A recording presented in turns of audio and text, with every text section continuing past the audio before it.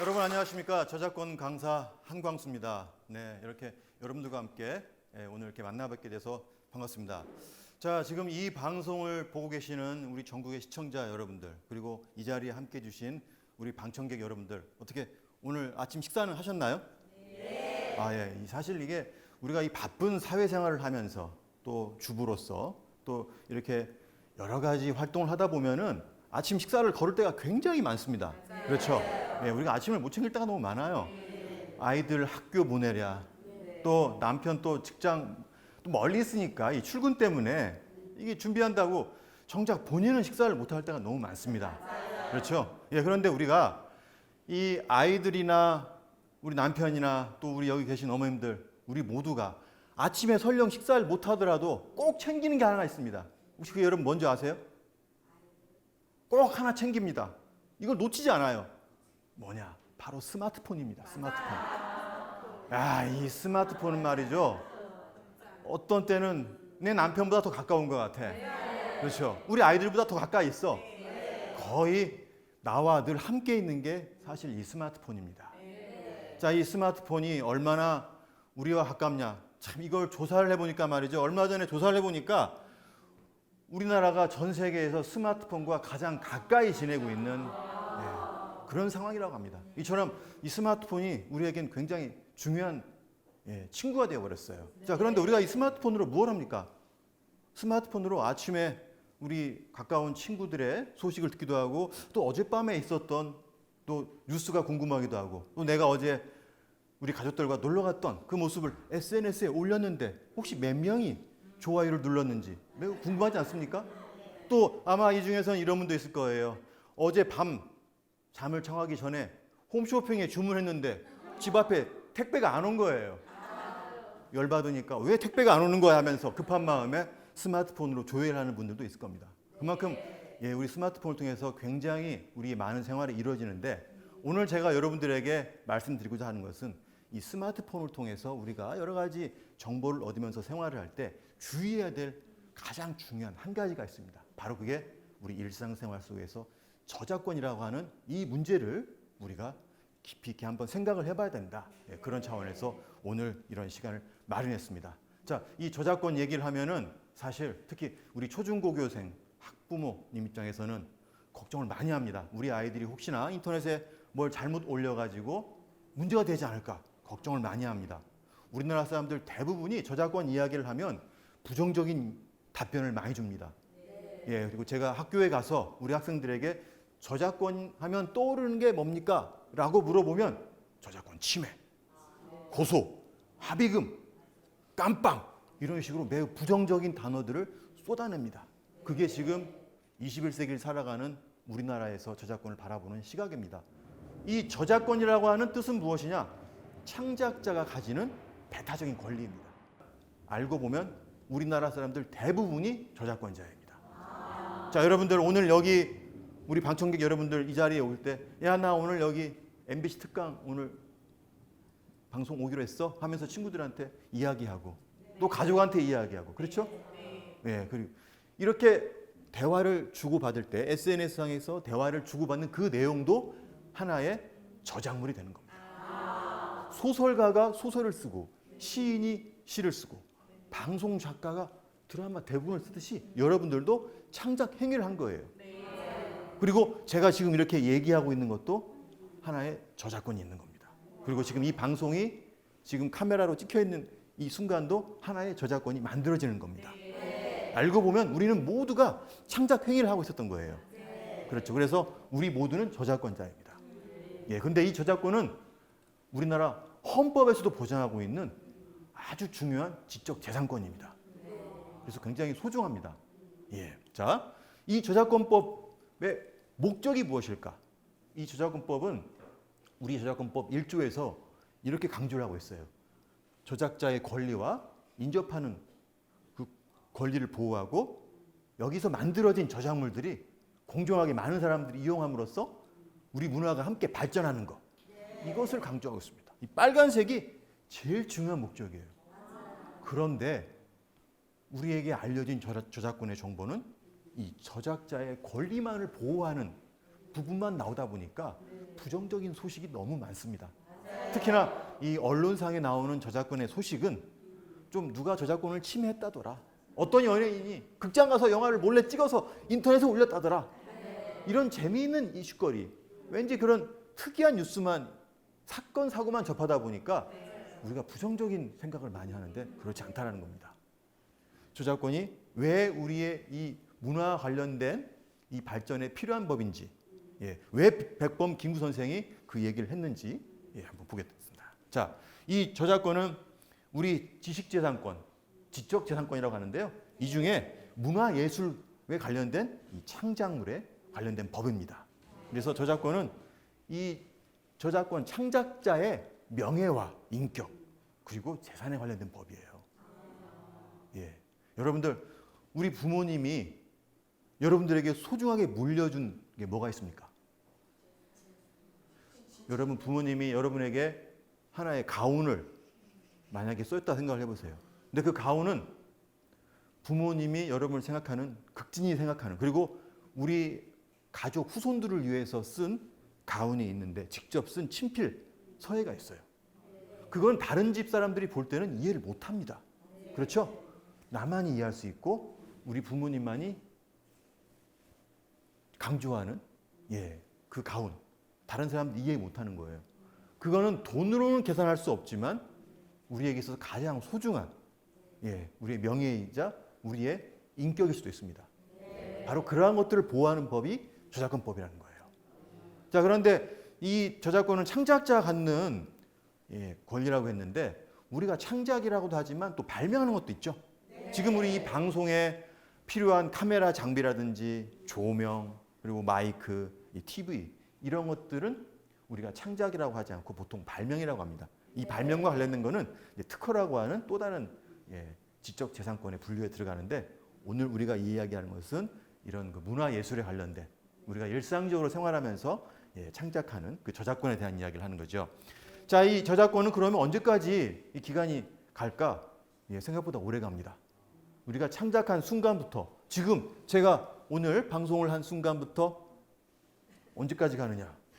꽤 오래 갑니다. 제가 하늘나라, 제가 이 세상을 뜬 다음부터 70년까지 간다고 합니다. 여러분, 지금 여러분들 제가 사람으로 보입니까? 사실 저 울버린입니다. 죽어도 안 죽어요. 그렇다면 저의 저작권은 언제까지 가겠습니까? 알 수가 없어요. 영화 속에 나오는 그 영화의 그 주인공은 죽어도 안 죽죠. 계속 갑니다. 이럴 경우 저작권이 끝나지가 않는다는 거죠. 이 저작권이 생각보다 깁니다. 그런데 이제 방송이라든지 뭐 영화, 게임 같은 경우는 발표한 다음부터 세상에 알린 다음부터 70년이 되는 겁니다. 이렇게 저작권은 일정 기간을 정하고 있어요. 자, 여러분들 소설 태백산맥 읽어보셨죠? 네. 소설 태백산맥을 지은 이 저작자는 조정래 작가입니다. 조정래 작가는 우리나라 대한민국 현대 소설가 중에 가장 손꼽히는 아주 대표적인 작가입니다. 자, 이분이 소설 태백산맥 10권을 지을 때, 창작을 할 때 이분이 썼던 컴퓨터가 어떤 컴퓨터인지 여러분 아십니까? 이분이 어떤 노트북으로 이 소설 태백산맥을 지은지 아세요? 이분은 컴퓨터를 쓰지 않았습니다.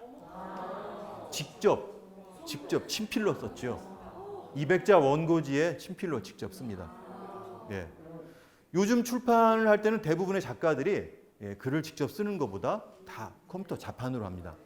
그렇죠? 자판으로 해서 A4 보통 한 장을 쓰는데 이제 글빨이 있는 작가들은 뭐 1분 만에 쓰는 작가들도 있고 또 한 달 내내 써도 A4 한 장을 못 쓰는 작가들도 있어요. 자, 우리 이 주정래 작가가 글을 쓸 당시에는 원고지에 직접 썼는데 쓰다가 마음에 안 들면 어떻게 하겠어요? 종이를 착 찢어서 에이 이게 뭐야 하면서 버리고 이건 아니야 하면서 며칠 몇 날을 고민하면서 이렇게 쓰지 않겠습니까? 그렇게 해서 소설 태백산맥 10권을 완성했어요.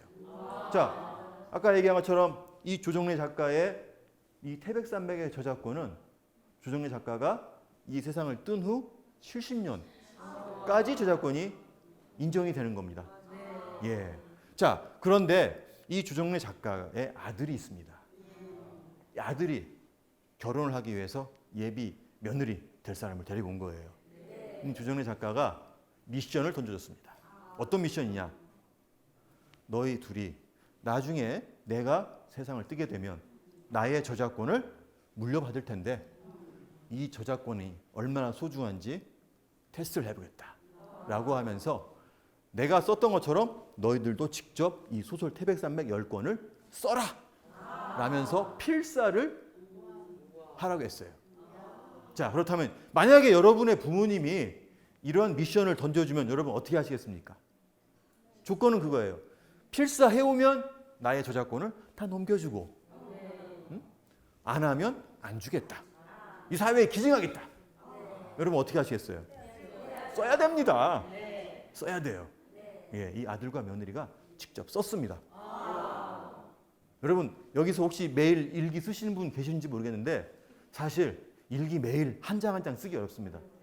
요즘 가계부도 말이죠. 요즘 컴퓨터로 하기 때문에 직접 손으로 쓸 일이 별로 없어요.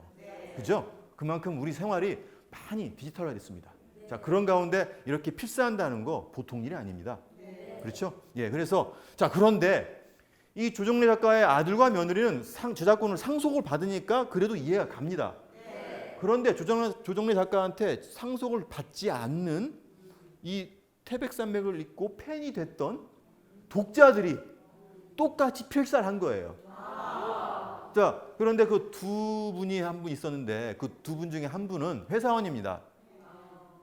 1년 중에 10달을 하루에 4시간씩 태백산맥 10권을 필사를 했대요. 그래서 책 한 권당 노트 한 권을 필사를 해서 10달 동안 썼는데 하루에 4시간 쓰다 보니까 이 팔이 저려가지고 한 달 동안 아무것도 못했답니다.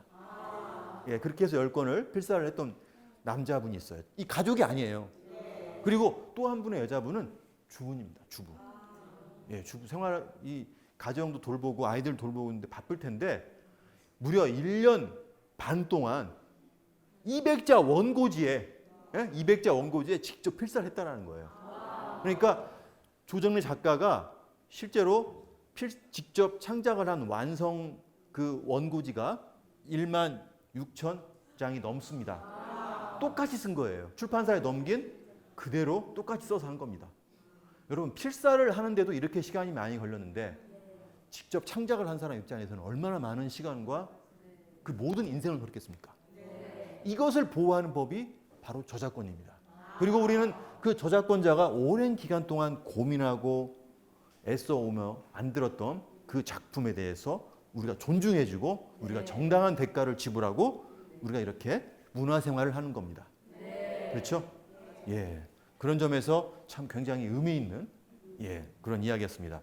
자, 그런데 우리의 현재 생활의 모습은 어떻습니까? 우린 너무나 편리한 생활을 하고 있어요. 앞서 얘기했지만 우리나라가 전 세계에서 스마트한 환경이 제일 잘 돼 있다고 합니다. 자, 여러분들 지금 현재 우리 전국에 있는 초중고교생들은 2000년대 이후에 태어난 사람들입니다. 밀레니엄 세대라고 그래요. 밀레니엄 세대. 21세기가 시작할 때 태어났던 친구들입니다. 저는 이 친구들을 3, 4세대라고 부르고 싶어요. 왜 3, 4세대인 줄 아십니까?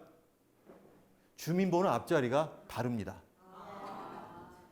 예, 주민번호 앞자리가 남자는 3, 여자는 4. 다릅니다.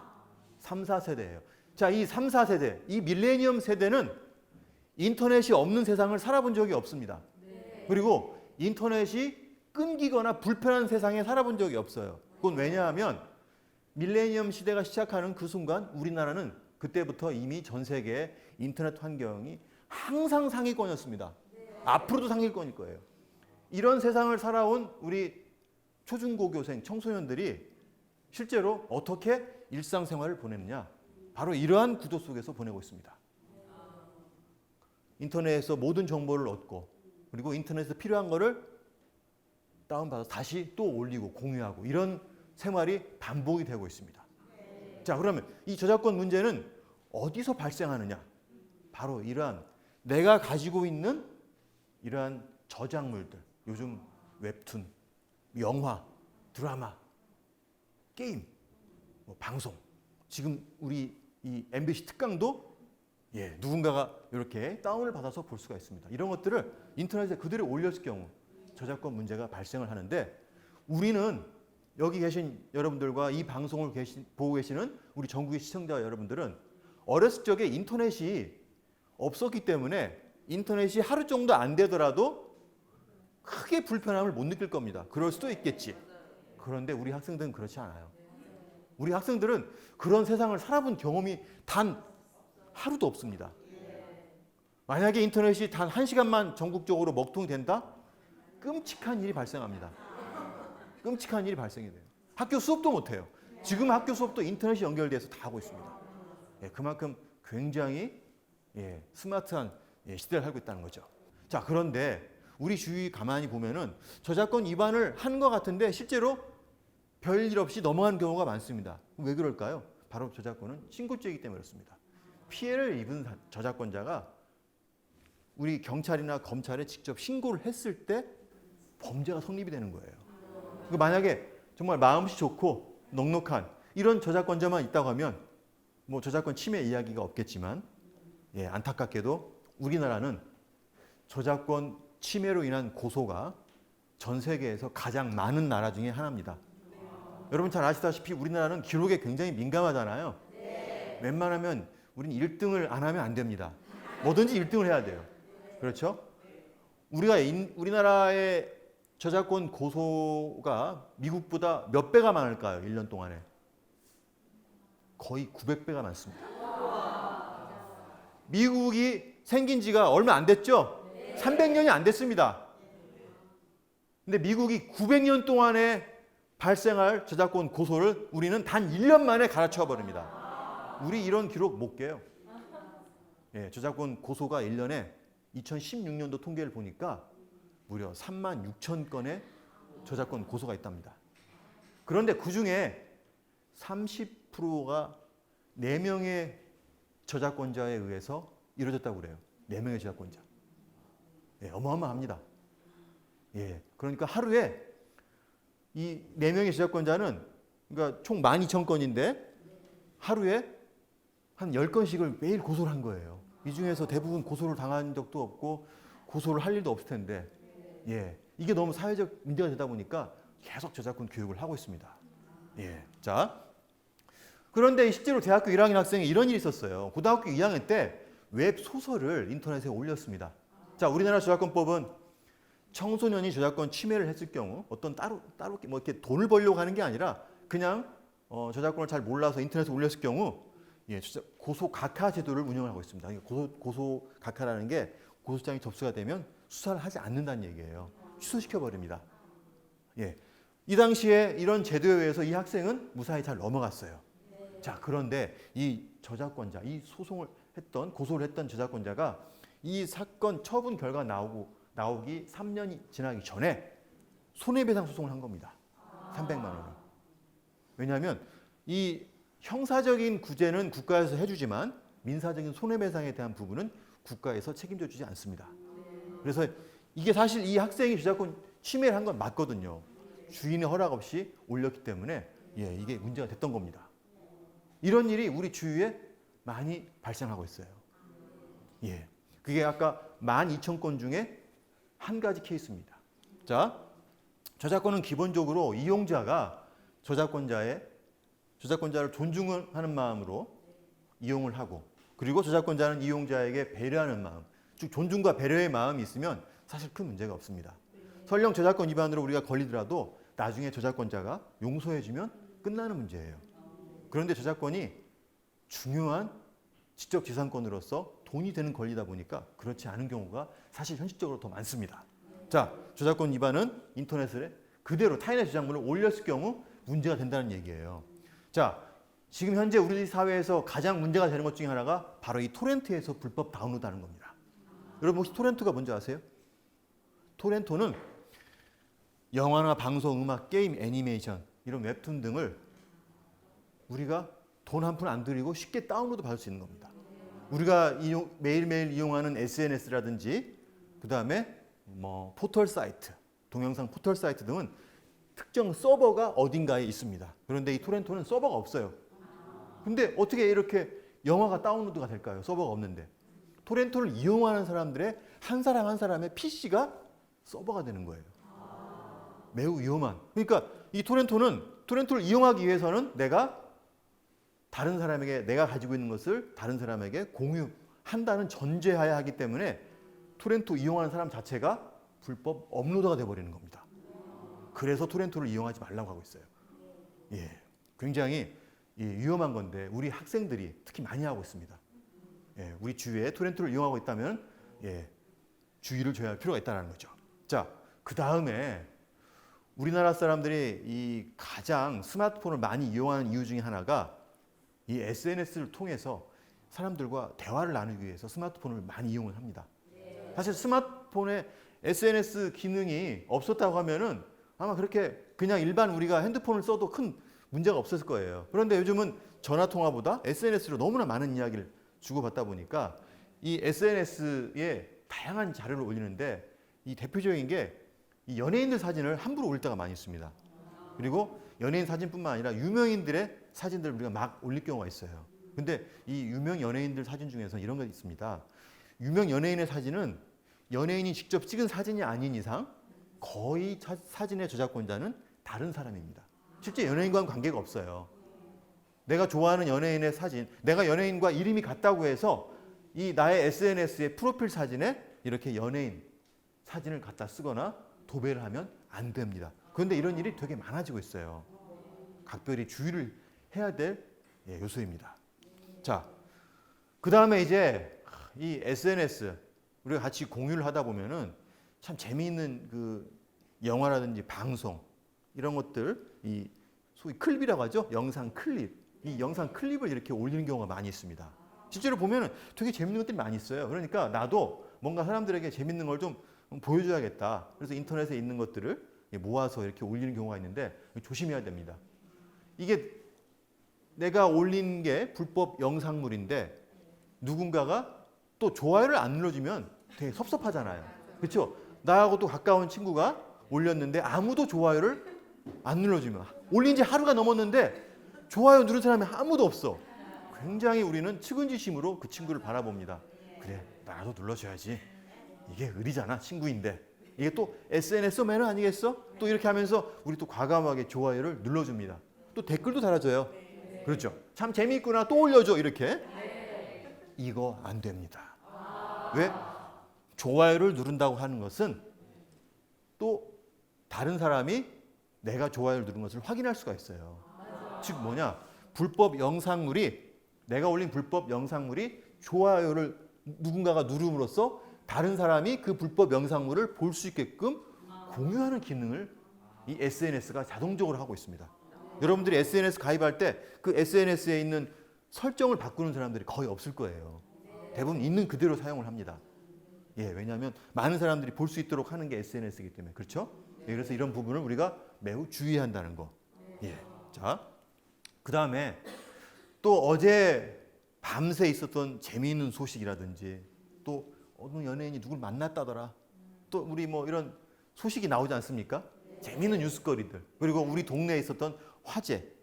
그죠? 그리고 또 요즘같이 이렇게 아주 전 세계적으로 우리나라가 또 주목받고 있지 않습니까?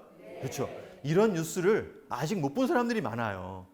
예, 그러다 보니까 그 뉴스를 많은 사람들에게 알려주기 위해서 우리가 신문 기사를 전해주는데 주의할 게 하나 있습니다. 이 신문 기사를 통째로 그대로 복사를 해서 여러분들이 이용하는 SNS에 그대로 붙여넣기 하거나 혹은 우리가 가입된 인터넷 동호회 이런 데 그대로 올리면 안 됩니다. 왜냐하면 이 신문 기사도 굉장히 중요한 저작물 중에 하나이기 때문에 그렇습니다. 저작권이 있다라는 거예요. 예. 이 신문 기사를 불법으로 인터넷에 그대로 공유했을 경우 손해배상 의무가 있습니다. 실제로 우리나라 대법원 판례에서도 나왔는데 거의 기사 한 건당 뭐 10만 원 이상의 손해배상을 해야 한다고 하는 그런 이야기가 있어요. 제가 어느 학교에 갔는데 어느 학교 교장 선생님이 학교 홈페이지에 우리 학생들에게 이 좋은 정보를 알려주기 위해서 매일 신문 기사를 대여섯 개씩 올린 거예요. 제가 가보니까 한 100개 이상이 됐었습니다.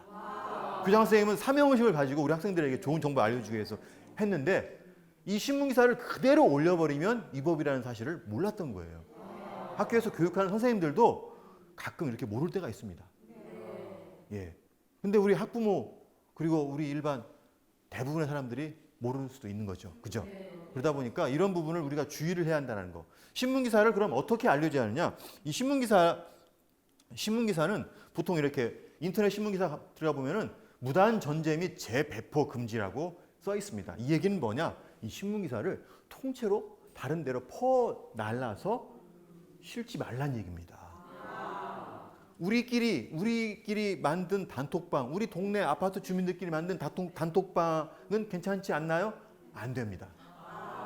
예, 그건 안 돼요. 우리 가족들끼리나 아주 나하고 가까운 사람 외에는 모든 이 신문기사나 뭐 영상도 마찬가지고 일반 저작권이 있는 사진도 함부로 이렇게 공유해서는 안 되는 게 우리 저작권법의 기본 원칙이에요. 네, 그걸 주의해야 됩니다. 그래서 신문기사나 이런 거 어떻게 하느냐? 신문기사나 아니면 우리 전 세계에서 가장 유명한 동영상 포털 사이트에 있는 이런 영상들을 사람들에게 알리고 싶다. 이럴 경우에는 그 해당 신문 기사나 혹은 그 영상에 있는 사이트에 원래 그 주소가 있죠? 그 주소를 복사해서 그 주소만 알려주면 됩니다. 그리고 이 주소만 딱 붙여놓으면 뭔 내용인지 모르니까 이 인터넷 주소, 웹사이트 주소가 어떤 게 있다라는 간단한 설명만 하면 되겠죠? 네. 이렇게 하면 사실 큰 문제가 없습니다. 네. 이게 사실 가장 기본적인 거예요. 그런데 내가 너무 친절하고 내가 너무 사명의식이 쩔어서 그냥 통째로 그대로 보여주는 거 이렇게 하면 안 된다는 겁니다. 예. 자, 이걸 통째로 실지 말라는 거죠. 예. 자, 그리고 우리 50대 중년 이후에서 참 많이 발생하는 것 중에 하나가 이 동호회라든지 또 뭐 SNS 이렇게 여러 가지 모임이 있잖아요. 그 모임에 이 사람들이 처음에는 어떤 모임을 만들 때는 열심히 가입을 해서 활동을 합니다. 일정 시간이 지나면 사람들의 발길이 뜸한 거예요. 그러다 보면 그 인터넷 방을 모임을 만든 운영자 입장에서는 걱정이 됩니다. 어떻게 하면 이 모임을 좀 더 활성화시킬까? 그러다 보면 하나 이제 묘수를 생각한 게 뭐냐? 그렇지. 재미있는 영상도 가져오고 음악도 가져오고 또 우리 동호회 인터넷 또 이 모임 방에 들어왔을 때 바로 음악이 또 이렇게 자동으로 나오게 하고 이렇게 하려고 나름 고민을 많이 합니다. 그래서 멋진 시도 이렇게 가져와서 이렇게 또 그대로 시를 또 이렇게 퍼 나르는 경우도 있고 또 멋진 글도 있고 또 재미있는 사진도 그대로 이렇게 우리 인터넷 동호회 방에다가 채우는 경우가 있는데 매우 위험합니다. 제가 한 달에 한 번 정도 저작권 고소를 당한 분들 대상으로 이 저작권 교육을 하는데 그런 분들이 항상 계세요. 대부분 50대 이후에 정말 열심히 사명의식 가지고 모임을 운영하시는 분들이 꽤 많습니다. 근데 그런 분들은 대부분이 순수한 의도로 한 거죠. 뭐 돈을 벌려고 한 건 아니죠. 이 저작권 침해라고 하는 게 꼭 내가 돈을 벌려고 다른 사람의 저작권을 침해한 것만 처벌하는 게 아니에요. 저작권자의 허락 없이 마음대로 인터넷 공유하면 그 자체가 문제가 되는 겁니다. 그래서 우리가 계속 주의를 해야 한다고 얘기를 하는 거예요. 네, 그래서 여러분들이 혹시 이 중에서 그리고 이 방송을 보시는 우리 전국의 시청자 여러분들 중에서 내가 인터넷 동호회라든지 모임 방을 운영하고 있다고 하면 이런 부분을 각별히 주의하셔야 됩니다.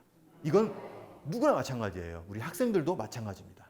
인터넷 이용하는 모든 분들이 똑같이 명심해야 될 부분이라는 거죠. 자, 그 다음에 요즘 이 저작권 쪽에서 참 끊이지 않는 이슈 중에 하나가 바로 이 폰트입니다. 폰트. 폰트. 여러분 폰트라는 게 폰트 한번 들어보셨죠? 폰트. 이 폰트는 우리가 이제 글씨체라고 이렇게 하는데 참 보면 글씨체가 참 되게 많죠. 우리 옛날에 미술 시간에 우리 서예를 하지 않았습니까? 그렇죠. 서예를 이렇게 쭉쭉 하고 그러는데 제가 그 블로그 인터넷 그 블로그를 운영을 하고 있습니다. 네, 저희 블로그의 그 타이틀 제목을 저희 아버지께서 직접 서예로 써줬어요. 타이틀을. 그래서 그거를 제가 블로그의 메인 간판으로 썼습니다. 그런데 지금 이렇게 서예를 하는 사람들이 별로 없죠. 그렇죠. 근데 우리가 폰트 하면 그 서예 그 글씨만을 생각하는데 실제로 폰트의 문제는 그런 서예 문제보다 컴퓨터상에서 벌어지는 일이 더 많습니다. 예, 대부분의 상담을 얘기 들어보면은 인터넷상에서 무료 폰트가 많이 있는데 그 폰트를 다운받아서 개인적으로 이용을 할 때는 괜찮은데 이 폰트를 가지고 회사나 학교 그리고 뭐 교회라든지 다른 이런 사찰 이런 데서 이 폰트를 어떤 특정 문서라든지 현수막 작업을 했을 때 그게 문제가 돼서 이렇게 폰트 상담하는 경우가 많이 있습니다. 그런데 이게 폰트 문제가 폰트 자체의 저작권 문제도 있지만 그걸 가지고 어떻게 활용하냐에 따라서 또 다른 이슈가 있습니다. 그래서 폰트가 저작권이 인정이 될 때가 있고 안 될 때가 있는데 이 어쨌든 저작권이 인정이 안 되더라도 폰트의 주인의 허락 없이 썼을 경우에는 민사적인 손해배상의 문제도 남아있기 때문에 사실 각별히 주의를 해야 됩니다. 예, 자, 폰트의 저작권, 글씨체 자체의 저작권은 인정하지 않고 있습니다. 그러니까 우리가 이 현수막에 있는 그 자체를 인쇄하는 것 자체를 가지고 문제 삼지 않고 그럼 어떤 걸 문제를 삼느냐? 폰트를 컴퓨터 프로그램으로 만들어서 그 컴퓨터상에서 복제했을 때 그리고 내가 그거를 다른 사람에게 보내주거나 혹은 인터넷 동호회 방이라든지 다른 포털 사이트에 내가 그 파일을 올렸을 경우가 문제가 됩니다. 일반적으로 그 자체를 출력을 해서 이렇게 쓰는 거 이거를 문제 삼지는 않아요. 자, 폰트 저작권 자체는 인정하지 않는다. 자, 여러분 전 세계에서 가장 문자로서 훌륭한 문자가 여러분 어떤 문자인 줄 아세요? 지금까지 전 세계에 있는 모든 문자 중에 문자를 만든 기록이 딱 한 군데 있습니다. 딱 이 나라에만 있어요. 어딘지 아십니까? 바로 여기 여러분이 계시는 우리나라입니다. 여러분들 영어 못해도 고민하시죠? 중국어 좀 해보려고 그러시죠? 스페인어도 하고 싶죠? 기록이 없습니다. 누가 만들었는지 기록이 없지만 우리 한글은 기록이 있어요. 전 세계에 유일하게 어떻게 만들어졌는지 기록이 있습니다. 그 한글을 만든 우리 세종대왕이 이 글씨체 가지고 저작권 이슈가 있다고 하면 좋아하실까요? 매우 슬퍼하실 겁니다. 우리 그 정신을 이어받고 있죠. 저작권이라고 하는 것은 문화 발전에 필요한 기본적인 법이기 때문에 저작권자의 모든 권리를 다 인정해 주지 않고 일부를 제한을 하고 있어요. 그 대표적인 것 중 하나가 바로 이겁니다. 폰트 프로그램만 인정을 하고 있는 거예요. 자, 아까 서예 이야기를 했는데 우리 얼마 전에 남과 북 정상이 판문점에서 만나서 우리 봄이었죠? 그 봄에 4월 달이었던 것 같아요. 남과 북 정상이 판문점에서 만나서 나무를 하나 심었습니다. 그 나무를 심을 때 그 옆에 비석이 하나 있었어요. 바로 이렇게 평화와 번영을 심다라고 하는 비석이 있는데 이 비석이 하나의 서예입니다. 서예. 이 서예를 만들었던 이 저작권자가 굉장히 우리나라의 아주 유명한 이 서예 저작권자입니다. 이 글씨에 대한 부분은 이렇게 서예 작품 같은 경우는 하나의 미술 작품으로 보고 일반 그림과 똑같이 저작권으로 인정을 하고 있어요. 그래서 이거를 그대로 썼을 경우에가 문제가 되는 경우가 많습니다. 여러분들 올해 이 월드컵 있었죠? 그렇죠. 이 월드컵 때 우리가 2002 월드컵 때 즐겨 입었던 우리나라 사람들이 한복을 옛날에 입은 이후로 모든 나라 사람들이 한 가지 스타일로 입었던 유일한 옷이 바로 이 옷입니다.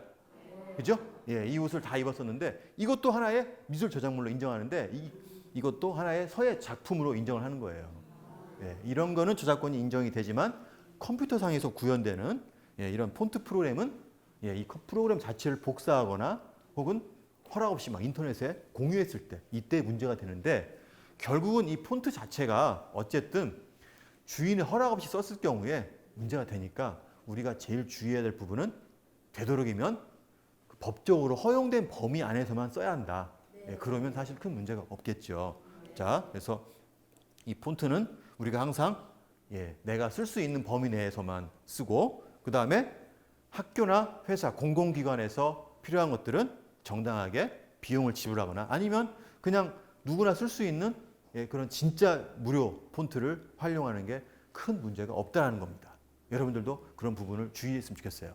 자, 그 다음에 요즘 또 이 동영상 포털 사이트, 전 세계 가장 유명한 동영상 포털 사이트, 유재석 아니죠.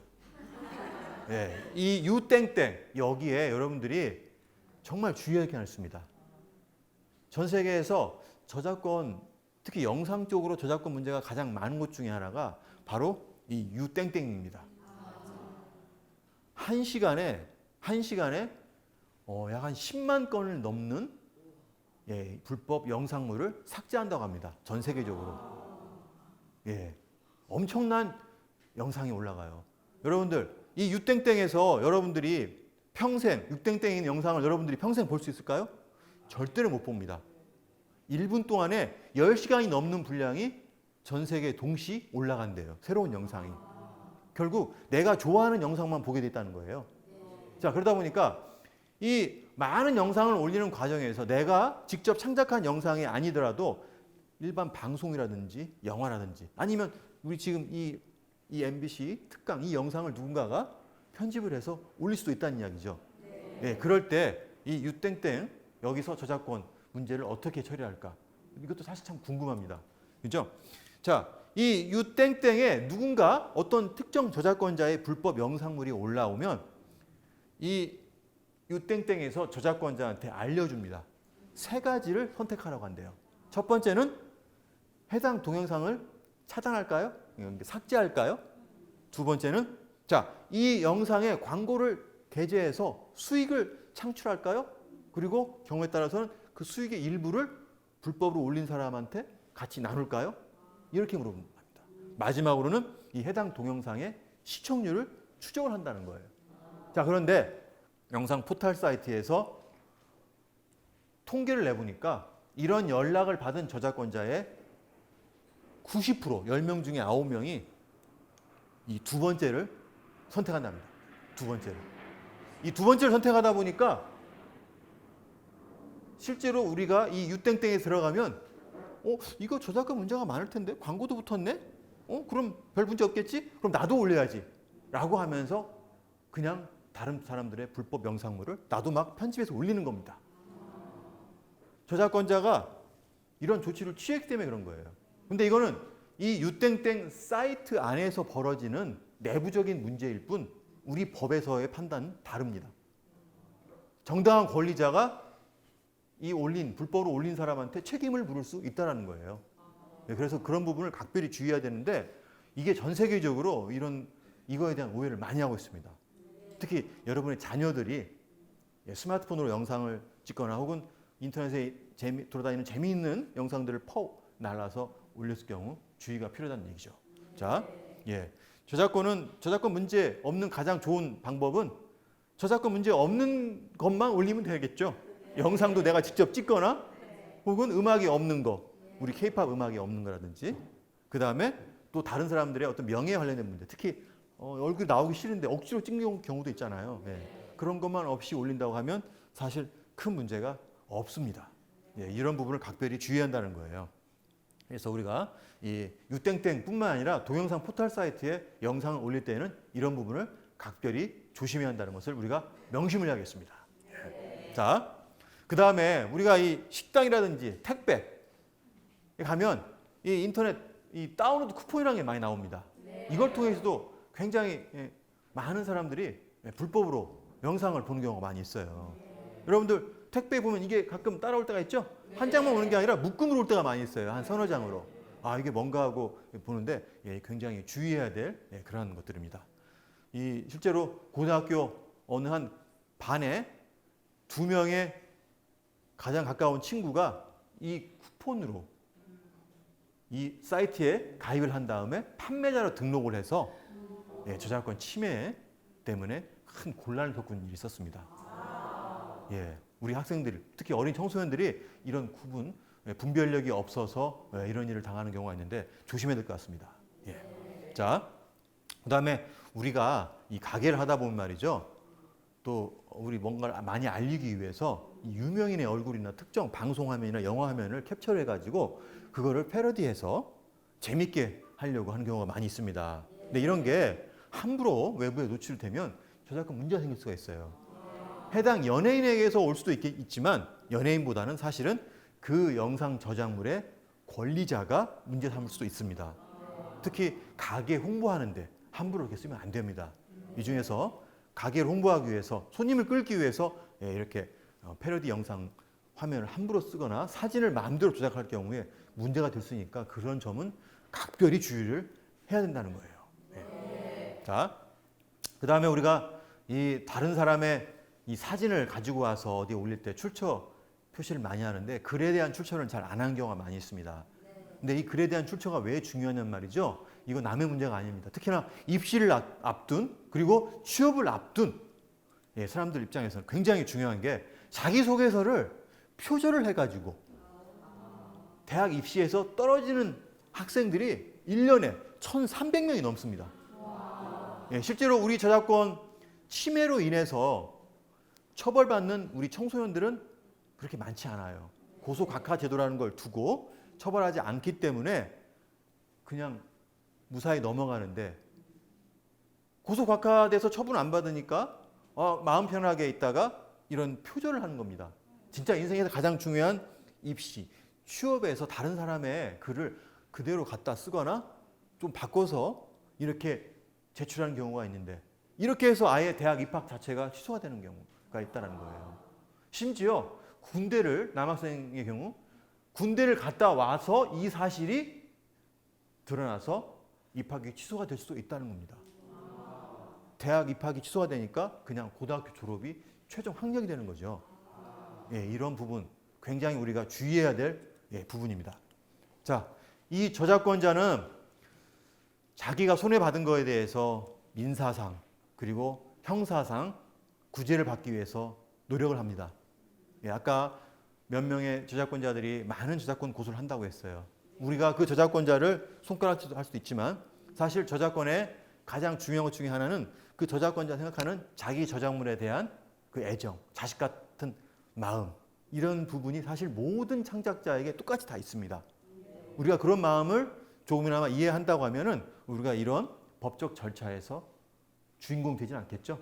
항상 존중하는 마음으로 우리가 조심한다고 하면은 이런 불상사는 없을 겁니다.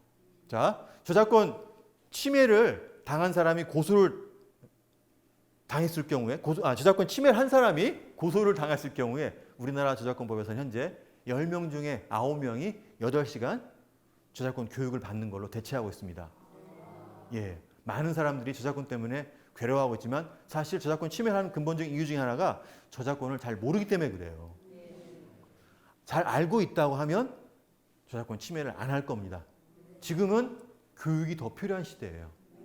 앞으로 이런 저작권 교육이 방송을 통해서 더 많은 사람들에게 알려져야 선의의 피해자도 안 나올 거고 저작권자도 자기의 권리를 더욱더 존중받고 지켜나갈 거라고 보고 있습니다. 자, 우리 검찰은 올해 굉장히 중요한 발표를 하나 했습니다. 이 저작권자가 특정 저작권자가 합의금 목적으로 고소를 남발할 경우 수사하지 않는다고 하는 굉장히 의미 있는 내용을 발표했어요. 왜냐하면 여러 가지 행정 어떤 인력의 문제라든지 그리고 실제로 진짜 보호를 해줘야 될 저작권자를 보호하지 못하는 여러 가지 문제가 몇몇 사람들에 의해서 남발되다 보니까 이 부분을 올부터 수사를 안 하기로 했습니다. 하지만 일반적인 저작권 침해는 수사를 하고 있습니다. 그리고 민사소송에 대한 손해배상 의무는 각자 지게 되기 때문에 그런 부분은 조심해야 한다는 거죠. 자, 그래서 이런 저작권 침해는 당할 경우 우리가 또 다른 손해배상의 의무도 있을 수 있으니 주의해야 한다는 거 이런 부분을 함께 조심하시기 바라겠습니다. 자, 우리 한국저작권위원회는 문화체육관광부의 산하기관입니다. 여러분들이 저작권에 어려운 문제가 있을 때 항상 여러분 곁에 도와주고 있습니다. 인터넷 검색을 통해서 여러분들이 보다 더 많은 정보를 얻으시고 저작권이 우리 문화를 발전하는 기본이라는 자부심을 가지고 여러분도 그 역할에 동참해 주시기 바라겠습니다. 그러면 이상으로 오늘의 강의를 마치겠습니다. 고맙습니다.